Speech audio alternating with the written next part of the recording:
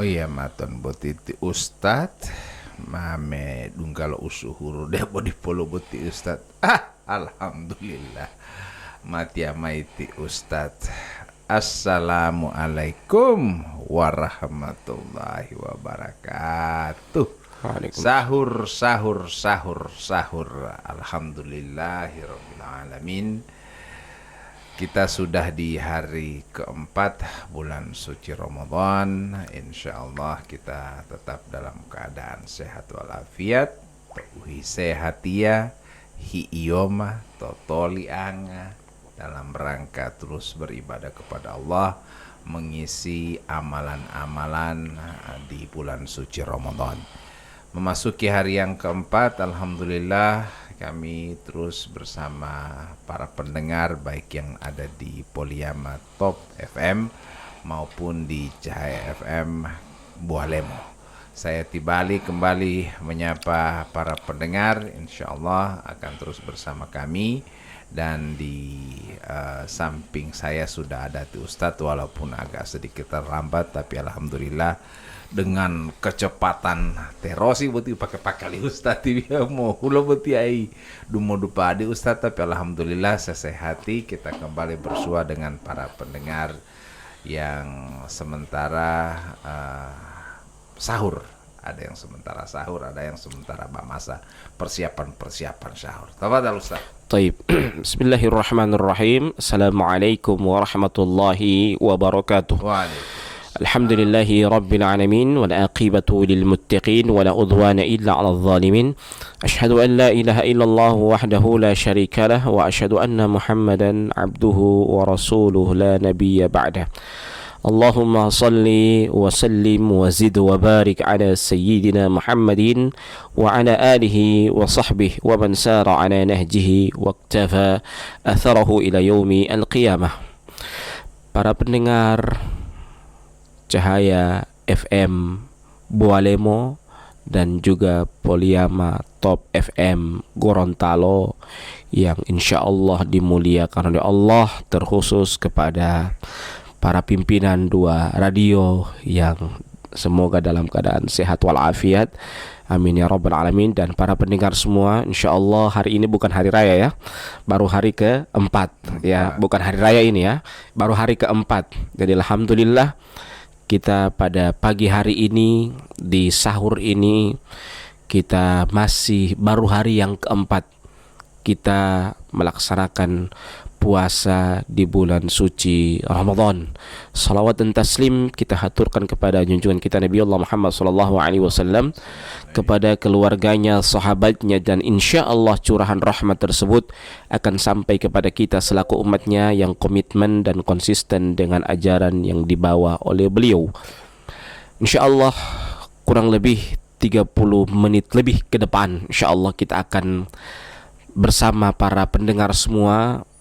Dan saya selalu ditemani dengan teman spesial saya di Bali, yang alhamdulillah kita masih melanjutkan pembahasan tentang hal-hal yang akan menghapus dosa ya. Yang berikutnya adalah hal-hal yang akan menghapuskan dosa adalah kita berwudu ya. Orang kadangkala berwudu ini dia tidak perhatikan berwudu dengan baik. Ya. Kadangkala madelo ta hemo moitahulo taluhu. Ya, hanya bermain air. Padahal Nabi Muhammad SAW suatu ketika di zaman Rasulullah SAW ada sahabat Nabi, dia berwudu. Pada saat masuk anggota kaki, dia tidak menyela-nyela jari-jari kaki. Iya.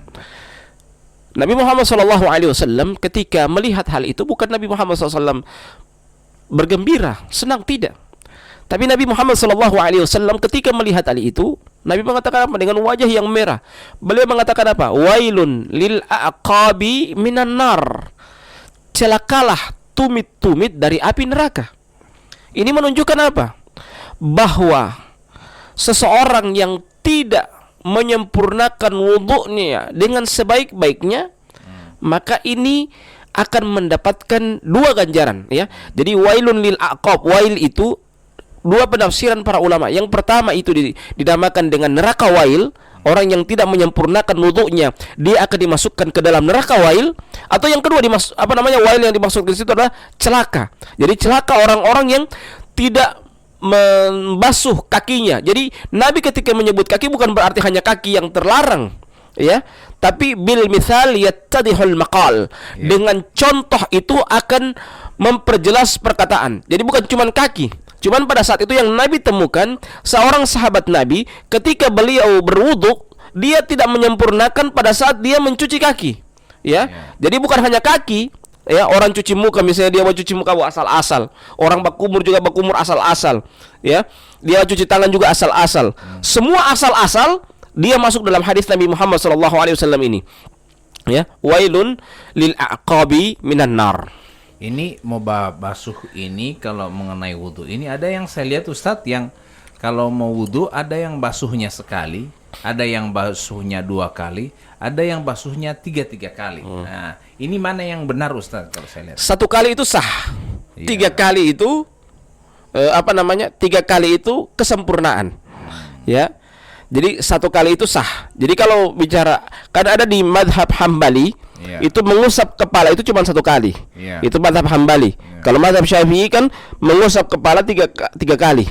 Ya, walaupun dia ubun-ubun, ada yang mengatakan 2/3. Jadi ikhtilaf para ulama Syafi'i dalam mengusap kepala itu berbeda-beda. Ada yang cuma 1 helai rambut dianggap sudah sah, sama dengan mengusap kepala. Ada yang nanti 1/3, ada yang 2/3, ya. Jadi dianggap sah semuanya. Jadi kalau mazhab Hambali 1 kali, tapi dia diusap, bukan dicuci. Beda dicuci dengan diusap. Kalau diusap itu berarti air ketika ditampung di tangan dibuang, kemudian diusap dari ujung depan kepala rambut sampai ke belakang balik lagi. Itu kalau mazhab Syafi'i. Kalau mazhab Hambali. Kalau mazhab Syafi'i dia 3 kali, ya, 3 kali. 3 kali mengusap kepalanya. Nah, memang membicarakan tentang wudhu ini karena ini kita ada hubungannya dengan wudhu yang dapat menghapus dosa kita, dan mari kita menyempurnakan wudhu ini. Banyak orang bertanya mengenai wudhu yang sempurna itu yang bagaimana. Nah, apa yang seperti yang saya tanyakan tadi, 1 kali boleh, 2 kali boleh, 3 kali boleh. Berarti yang 1 kali ini boleh ya Ustadz ya? 1 kali itu sah. Sah. Iya. 3 kali sempurna. Ya, jadi kita cari kesempurnaan, ya. Jangan mau satu sosah, ya. Bukan berarti satu sosah kemudian satu kali sabung, bukan begitu. Jadi kita cari yang kesempurnaan, yang 3 kali itu. Nah, yang berikutnya, wudhu ini apakah dengan air yang banyak atau cuman dengan air secukupnya? Air yang secukupnya, ya. Jadi nah, air. Biasanya begitu pakai keran di masjid mentang-mentang udah taluyo mahu oleh belum kali udah mah. Nah, biasanya seperti itu. Biasanya anak-anak ya akhirnya orang yang sementara sholat terganggu dengan orang yang sementara wudhu. Ya, jadi ini juga adab-adab dalam berwudhu. Jadi berwudhu itu juga kita walaupun air banyak, kita tidak boleh mubadzir. Ya, wala tubadzir tabdzira. Innal mubadzirina kanu ikhwana syaitin. Janganlah kalian bersifat mubadzir, ya, berlebih-lebihan. Innal mubadzirina kanu ikhwana syaitin. Sesungguhnya berlebih-lebihan itu adalah temannya syaitan. Jadi tidak boleh kita berlebih-lebihan dalam berwudu, ya. Jangan sampai kita berlebih-lebihan dalam berwudu. Jadi berwudu itu sekedarnya saja. Makanya para ulama itu ketika melihat air yang sedikit, mereka mengambil yang wajib-wajib saja. Yang wajib-wajib itu yang disebutkan dalam surah Al-Maidah ayat 6, ya. Ayyuhalladzina amanu idza kuntum ila sholati faghsilu wujuhakum, ya. Jadi mengusap wajah, wa aydiyakum ilal marafiq, ya, tangan sampai siku, wamsahu biruusikum warjulakum ilal ka'bain, ya. Jadi kepala dengan kaki, cuman itu 4 itu, ya, itu yang wajib. Sisanya adalah sunnah. Taib. Jadi wudhu ini sangat penting dan perlu kita perhatikan kesempurnaannya. Nah, hal-hal yang bisa membatalkan wudhu ini apa Ustadz? Ya, ini kan kita orang mau sempurna wudhu, tapi jangan sampai ada justru yang kita tidak tahu justru akan membatalkan wudhu kita, dan ini tidak salah. Misalnya kita mau sholat, kemudian ada sesuatu yang kita buat akhirnya batal wudhu. Nah, ini hal-hal yang bisa membatalkan wudhu itu apa saja Ustaz? Taib, jelas kalau hal yang membatalkan wudhu, hal yang disepakati itu pertama keluar dari kubul dan dubur. Iya. Itu sudah jelas, kencing, Ya. Kentut misalnya. ketut atau berak, buang air besar maksudnya. Ya, itu Artinya kentut saja baik yang batal apalagi berak. iya. Kalau kentut, kata Nabi Muhammad SAW apa? Hatta yasma'a sautan au tajidu rihan. Sampai dia mendengarkan bunyi, ya, atau mencium bau. Ya. Jadi jangan dia singa huwa dia boleh berarti bukan kentut itu, Ustaz. kadang kan dia mau begitu tembak begitu, tapi kan belum bau berarti. Tapi kalau dia sudah merasa sudah pada dengar angin keluar, berarti dia keluar. Ya. Jadi dua itu dianggap dia kentut. Betul, hatta yasma'a sautan. Dia mau bunyi pup, ya. Au yajidu rihan, atau dia mencium bau. Ya. Dia mencium. Jadi dua itu. Kalau dia mendapatkan dua itu, berarti dia itu kentut namanya. Botil mulu. jadi tetap akan bau. Namanya juga kotoran pasti bau. Ya. Tapi kemudian Ustadz, ada yang bertanya mengenai berjabat tangan. Ya. Dengan yang bukan muhrim misalnya. Ya. Nah, ini apakah membatalkan? Tadi Ustadz bilang keluar dari dubur. Nah, tapi kalau berjabat tangan bersentuhan lah istilahnya. Ya, kalau mazhab Hambali jelas dia tidak membatalkan wudu. Tapi kalau mazhab Syafi'i lebih bagus, makanya para ustadz itu biasanya kalau berjabatan tangan kadang-kala dia pakai alas, ya. Dia pakai alas. Atau misalnya ibu-ibu yang pakai cipu, ya tangannya jangan sampai keluar dari cipunya, ya. Sehingga dia teralas dengan cipunya tersebut, mukenanya. Karena kalau misalnya bersentuhan atau pas mau sholat di masjid kemudian padat itu dan akhirnya kita sampai bersentuhan. Nah, ini bersentuhan dengan sengaja ini apakah? Kalau bersentuhan dengan sengaja tidak apa-apa. Jadi mazhab Hambali itu tidak apa-apa, ya. Kalau yang tidak sengaja mungkin tidak apa-apa atau bagaimana?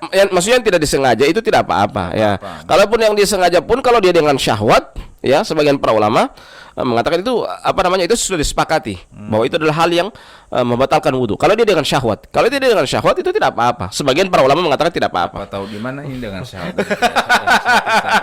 Enggak boleh lalu tango-tango ini diri masing-masing. Itu kan perincian, saya hanya memerinci saja. Yang berikutnya menangis atau muntah, apakah ini bisa membatalkan wudu? Kalau misalnya orang bilang ente bau dulu karena so nangis tadi, biasanya seperti itu.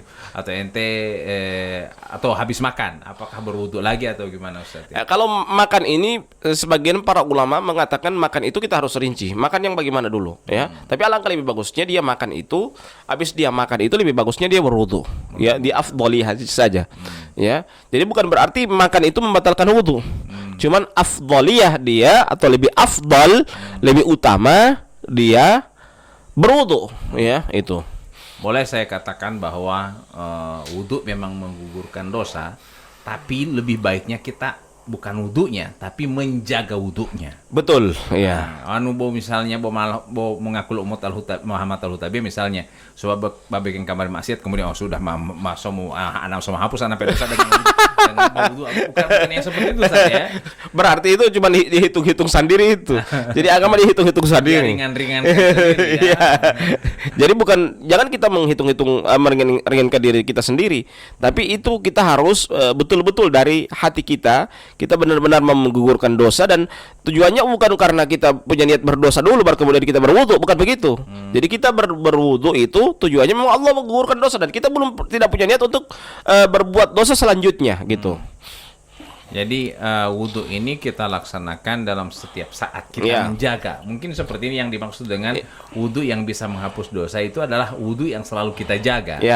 Artinya begitu kita keluar dari kamar mandi misalnya, kita wudu lagi.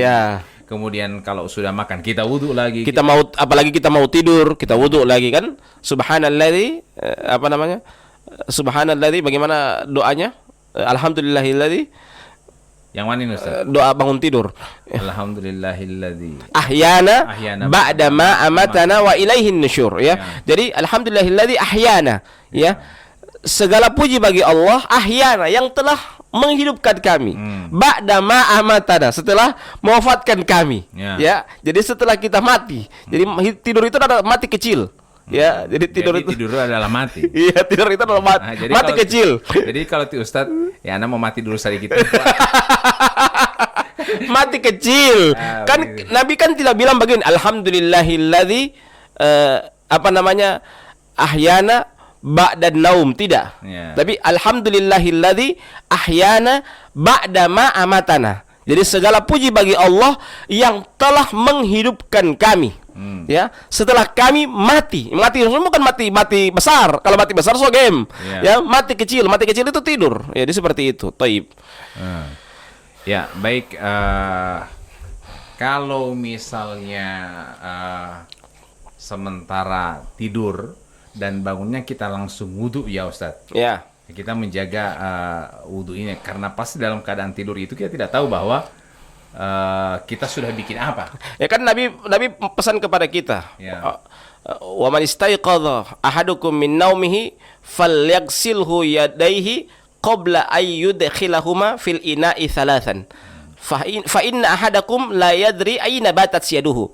Kata Nabi Muhammad SAW, apabila salah seorang di antara kalian bangun dari tidurnya, ya, wa idza stayqadha ahadukum min naumihi falyaghsilhu yadayhi. Hendaklah dia mencuci kedua tangannya qabla ayyudkhilahuma fil ina'i thalathan. Sebelum dia masukkan tangannya ke dalam bejana, ke dalam ember yang dia pakai wudu itu, dia mencuci tangannya berapa kali? 3 kali. Ya. Kenapa demikian? Kata Nabi, fa inna ahadakum la yadri aina batat yaduhu. Karena salah seorang di antara kalian tidak mengetahui di mana tangannya bermalam. Ya, biasa saya berbalang di lubang hidung, di lubang telinga dan di lubang-lubang yang lainnya. Ya. Kita tidak tahu di lubang yang mana. Ya. Taib. Nah, kemudian Ustadz, kita kembalikan kepada wudhu ini. Wudhu ini apakah kita bisa menggunakan air laut atau air apa saja yang kita bisa gunakan untuk wudhu? Kalau misalnya tidak ada air bersih, kemana anak ini mau bawa Ya, wudhu? kan air itu kan kita harus lihat dia syaratnya 2, tohir mutahhir. Ya, suci lagi mensucikan. Ya, ya. Ada yang suci tapi tidak mensucikan. Contohnya? Ya, contohnya air teh, air kelapa. Dia suci, tapi tidak bisa mensucikan. Berarti tidak boleh mau bawa wudhu dengan air kelapa? Tidak boleh, karena itu tidak tahu tabi Allah tabu jemaah ya. air bukan air mensucikan itu. Ya, bukan air yang mensucikan. Jadi ada air lagi mensucikan, ada air tapi dia suci tapi tidak mensucikan. Jadi 2 itu syaratnya, suci dan mensucikan. Ya, kalau air laut dia suci dan mensucikan. Boleh Air dengan hujan, air laut? iya, air hujan suci dan mensucikan. Itu. Air sumur boleh? Air sumur juga boleh. Air suci dan mensucikan. Tapi kalau air kelapa, air teh, air kopi, ya, tidak boleh. dia suci tapi tidak bisa mensucikan. Minum saja. Sahur akan boleh, tapi tidak boleh berwudu akan ya. Iya. Jadi ini hal-hal penting mengenai wudhu ini kadang kita tidak terlalu memperhatikan. Biasanya mungkin karena masih anak-anak atau juga bahkan ada yang beberapa kalau mau pergi masjid yang penting semandi sudah sewudu itu. Ada orang seperti itu mengatakan bahwa wudhu ini tidak sama dengan mandi atau bagaimana Ustaz? Taib, kalau wudhu itu dia wudhu. Kalau mandi. Ya. Dan mandi junub itu tidak mewakili wudhu. Ya. Dan mandi junub itu membutuhkan wudhu. Wudhu dulu baru kemudian mandi junub. Ya, kita wudhu dulu kemudian mandi junub. Ada yang mengatakan bahwa setelah mandi junub karena kita sudah wudhu tidak perlu lagi wudhu lagi. Tidak, kita wudhu lagi. Kita wudhu lagi.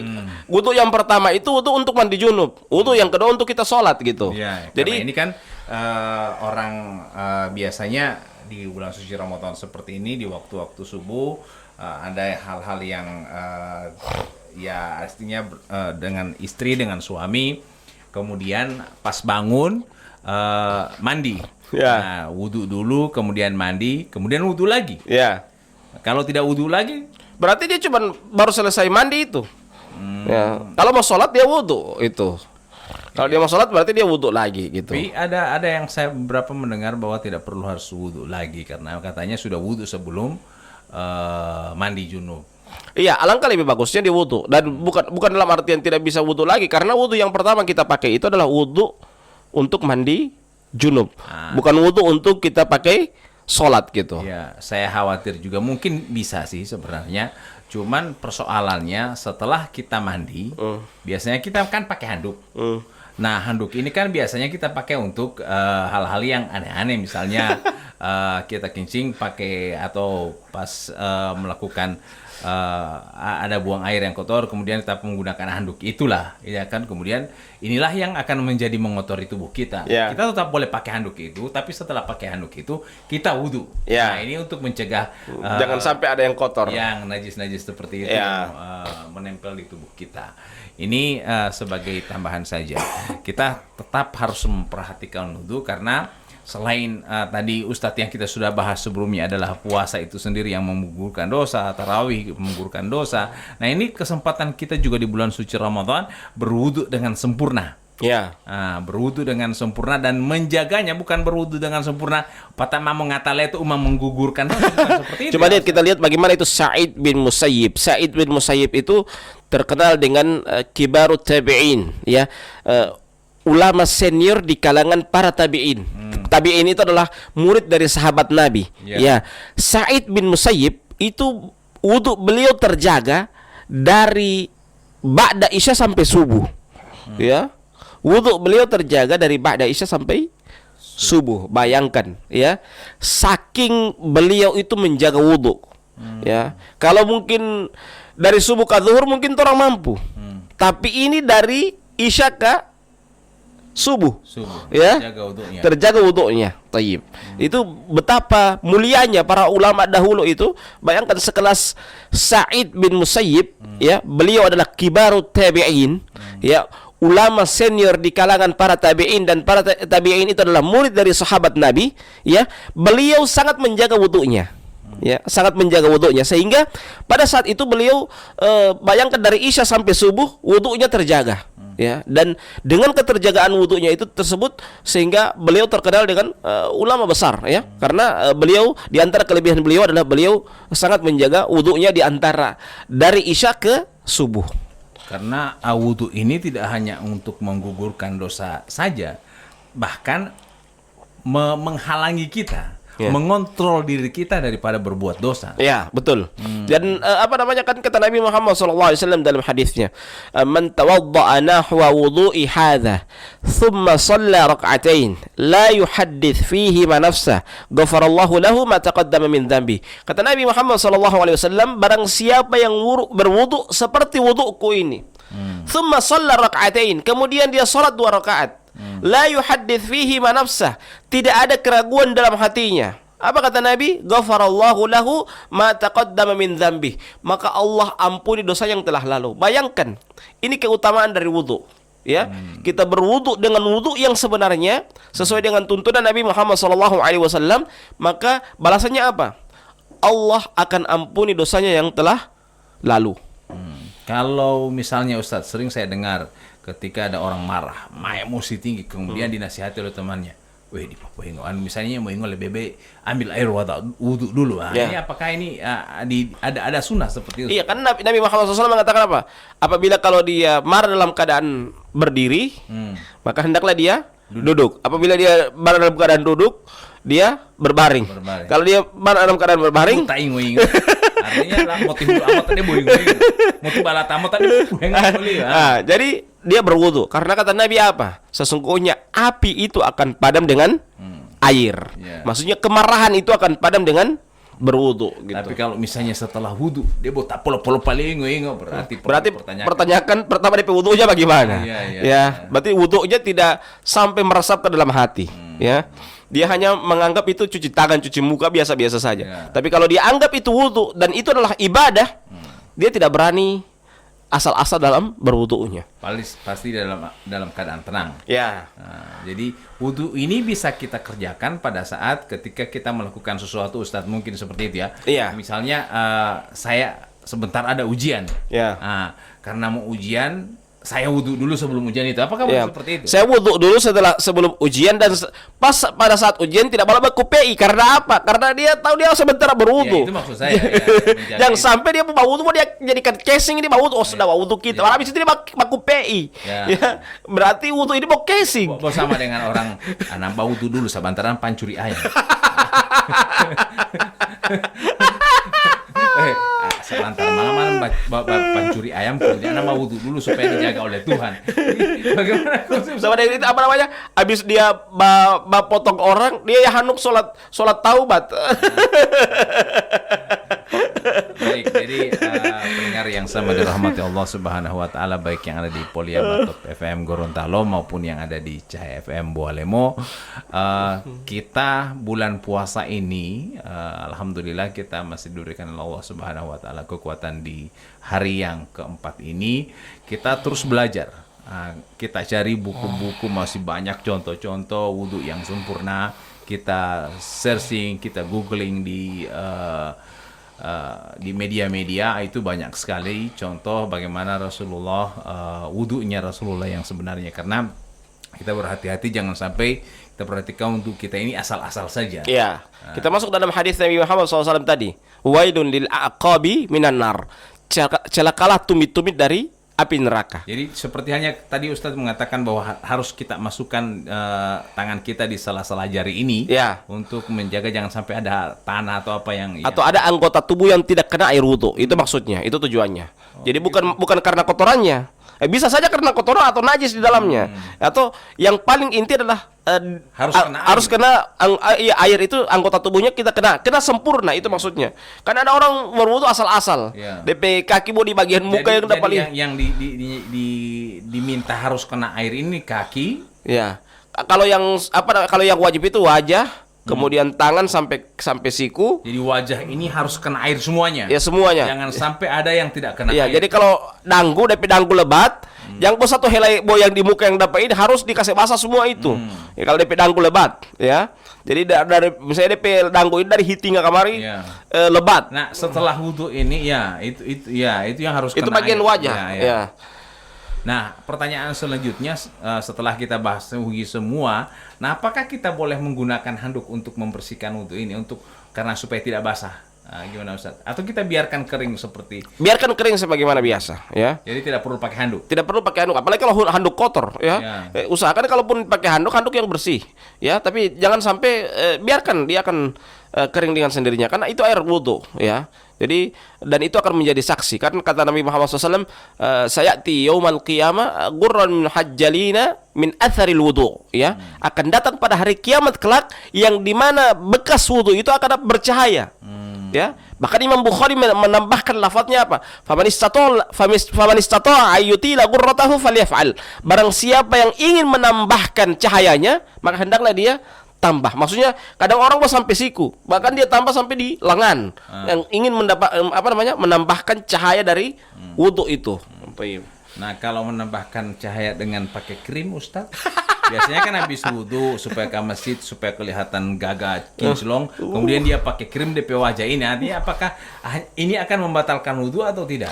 Iya, aura itu ada dua. Ada aura yang memang kelihatan kalau aura dari wudhu. Ya, kalau aura krim itu kan biasanya ya biasa begitulah. Iya, maksud saya apakah krim ini membatalkan wudhu atau tidak? Tergantung apakah dia termasuk hal-hal yang akan termasuk hal-hal yang diharamkan atau tidak campurannya. Kalau dia ada ada yang tertera halal, berarti aman. Kalau tidak tertera halal, ya bisa diragukan. Jadi seperti itu. Ya, karena sering juga kita menggunakan parfum lah ketika kita setelah wudhu kita baku-baku semprot dengan parfum yang tidak mengandung alkohol. Ya, kalau itu tidak mengandung alkohol tidak apa-apa. Tapi kalau dia tidak ada maksudnya diragukan tentang kehalalannya, ya maka ini tidak boleh. Ya, tidak boleh. Apa saja dia, mau parfum ke, mau krim ke, kalau dia maksudnya tidak ada label halal, maka lebih baik kita tinggalkan. Iya, pupur. Kalau pupur kalau cuma tilo, tempel di dinding. Baik, pendengar yang sama dirahmati Allah Subhanahu wa taala, sudah masuk 30 menit, kita sesaat lagi akan imsak. Kita doakan bersama semoga para pendengar diberikan kekuatan untuk menjalankan ibadah di hari-hari selanjutnya.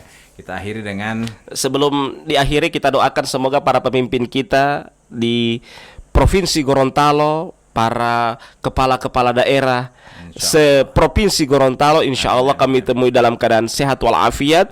Dan Ibu Ketua Tim Penggerak PKK seprovinsi Gorontalo, insya Allah kami temui dalam keadaan sehat walafiat. Dan ibu-ibu tim Ketua Tim Penggerak Buka Puasa yang di rumah masing-masing kan? Ya, Ketua Tim Penggerak Makan Sahur.